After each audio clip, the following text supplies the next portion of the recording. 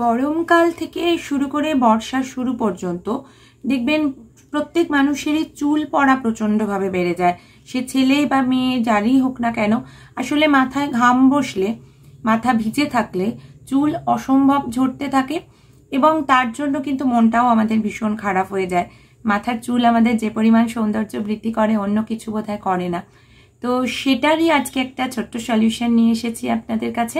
বাড়িতে থাকা জিনিস দিয়েই কিন্তু এই প্রবলেমটাকে আমরা সলভ করে ফেলতে পারি। তার জন্য কোনো ডাক্তারের কাছে যাবার দরকার নেই, কোনো কেমিক্যাল ইউজ করার দরকার নেই, কোনো ওষুধ খাবার দরকার নেই। শুধুমাত্র বাড়িতে থাকা জিনিসকে ব্যবহার করেই আজকে দেখুন কত সহজে আমরা এটা বানিয়ে ফেলতে পারি। আসলে ঘরের চারপাশে যখন আমাদের চুল উড়ে বেড়ায় তখন আমাদের সৌন্দর্যহানির থেকে মনটাও কিন্তু ভীষণ খারাপ হয়ে যায়। আরেকটা সেটা হচ্ছে যারা সিঁদুর পরেন তাদের সিঁথির চারপাশের চুলটা কিন্তু এইভাবে আস্তে আস্তে ফাঁকা হতে থাকে। তার সাথে বয়স বাড়ার সঙ্গে সঙ্গে পাকা চুলের উপদ্রব তো আছেই। আজকে আপনাদের যে সলিউশনটা দেখাবো তাতে চুল পড়া বন্ধ হবার সঙ্গে সঙ্গে চুল কালোও হবে। নমস্কার বন্ধুরা, মনিজ বেঙ্গলি হোমে আপনাদের সকলকে স্বাগত। আজকের ভিডিও শুরু করি। প্রত্যেকেই বাড়িতে প্রতিদিন পুজো করি, বিশেষ করে বাঙালি বাড়িতে জবা ফুল দিয়ে পুজো হওয়াটার কিন্তু একটা রীতি আছে। অবাঙালি বাড়িতে কি হয় সেটা অবশ্যই আমি খুব একটা জানি না।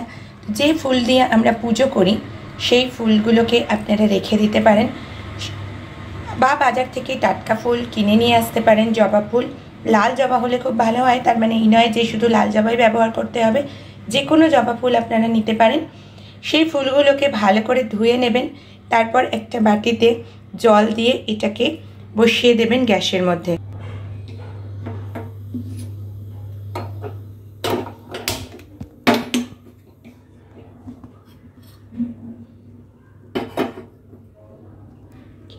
এবার এটাকে বাটি শুদ্ধ বসিয়ে ফুটে উঠতে দিন। যখন ফুটে উঠবে দেখবেন এর রঙটা আস্তে আস্তে পরিবর্তন হচ্ছে এবং বেগুনি থেকে একটু কালোর দিকে চলে যাচ্ছে। কতটা জল দেবেন সেটা ডিপেন্ড করছে আপনারা কতটা ফুল পেয়েছেন তার উপরে। ফুলের সঙ্গে জলের একটা রেশিও মনে মনে অনুপাতটা বুঝে নেবেন, তাহলেই দেখবেন আপনাদের কোনো অসুবিধা হবে না। দেখুন জলটার রঙটা কিন্তু পরিবর্তন হতে শুরু করেছে। প্রথমে দেখুন হালকা বেগুনি রঙের হয়ে যাচ্ছে, তারপরে এটা কিন্তু কালোর দিকে এগোতে থাকবে যত ফুটে উঠবে।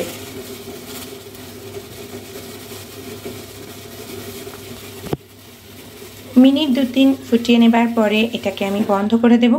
বন্ধ করে এই অবস্থাতে এটাকে ঠান্ডা হতে দেব।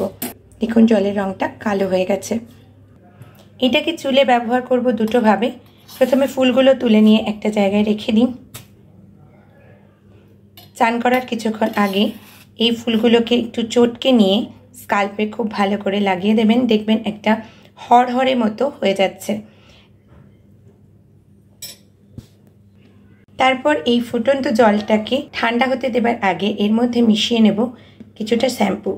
যে শ্যাম্পু আপনারা ব্যবহার করেন, যতটা পরিমাণ ব্যবহার করেন ঠিক ততটা পরিমাণ শ্যাম্পু এর মধ্যে মিশিয়ে এটাকে ঠান্ডা হতে দিন।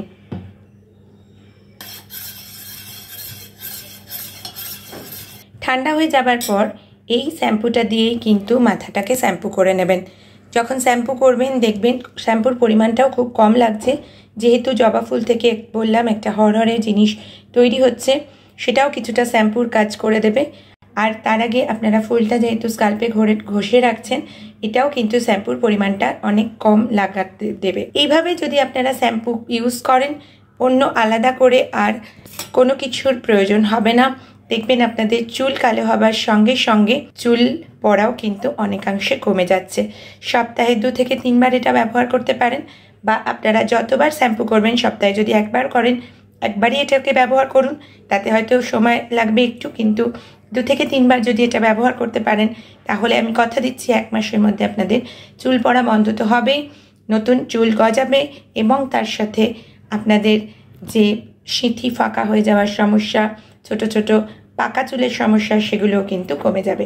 যতটা বানিয়েছেন ততটা যদি একবারে কাজে না লাগে তাহলে আপনারা বাটিতে করে এইভাবে ফ্রিজে রেখে দিতে পারেন চাপা দিয়ে।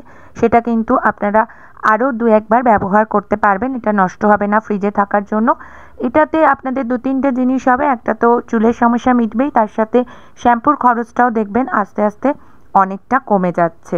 আপনাদের হেয়ার ফলের সমস্যা যদি মারাত্মক হয় এবং এটাতে যদি না কমে তাহলে আরেকটা টিপস আমি আই বাটন এবং ডেসক্রিপশন বক্সে লিঙ্ক শেয়ার করে দিচ্ছি, সেটাও আপনারা বাড়িতে করে দেখতে পারেন, অব্যর্থ ফল পাবেন। আশা করি এই হিবিস্কাস শ্যাম্পু আপনাদের অনেক কাজে আসবে। যদি ভালো লাগে বাড়িতে বানিয়ে ব্যবহার করবেন এবং অবশ্যই আমাকে কমেন্ট করে জানাতে কিন্তু ভুলবেন না।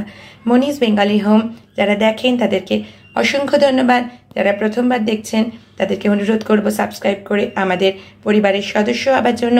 পরের দিন আপনাদের সঙ্গে দেখা হবে অন্য কোথাও অন্য কোনো ব্লগ নিয়ে। ততক্ষণ পর্যন্ত সবাই ভালো থাকবেন, সবাই সুস্থ থাকবেন।